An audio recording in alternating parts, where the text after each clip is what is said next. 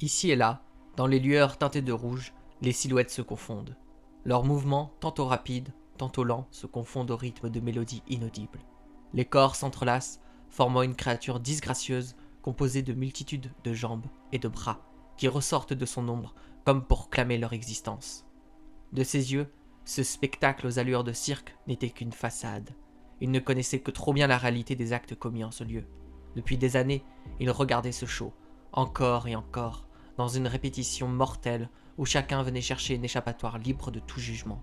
Ce qui leur semblait être une liberté sauvage dans un monde régi par le contrôle et l'apparence n'était qu'une illusion, une pauvre petite escapade appelée tentation. Sans le savoir, tout ce qu'ils faisaient en ce lieu était enregistré, capté par des appareils dissimulés. Chaque geste, respiration, ce qui ne devait être qu'un exutoire en devient en réalité un objet de chantage et de recueil d'informations. L'homme connaissait la vérité.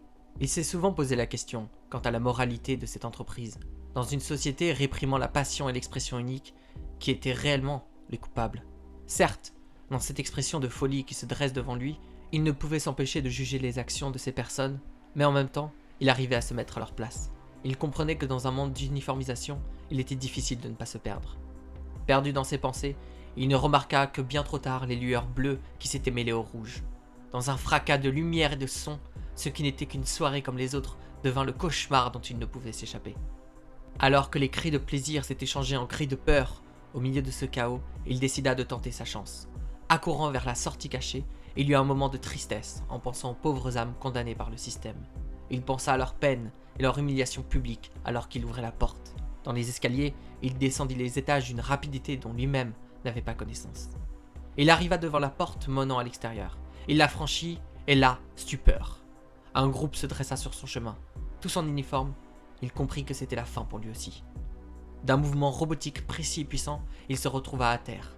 Alors qu'une partie de son visage était écrasée contre terre, il tenta de se souvenir de la raison pour laquelle il avait accepté ce travail. Il se rappela alors de la promesse qu'il avait faite à sa femme et sa fille, celle de leur donner assez d'argent pour vivre décemment. Il avait essayé de faire tant de métiers différents, mais la paye n'était jamais assez élevée pour égaler les dépenses de la famille. Le loyer, l'école, les courses, tant de dépenses quotidiennes et nécessaires, mais coûteuses. Alors que les gardes emmenaient le pauvre homme dans le fourgon, il pensa à la punition qu'il s'apprêtait à subir. Le courroux de la honte lorsque son corps sera mis à nu devant la population, devant sa famille. Par la suite, il sera martelé de coups et traité comme un déviant sexuel. Il ne pouvait se résoudre à faire subir cela aux siens.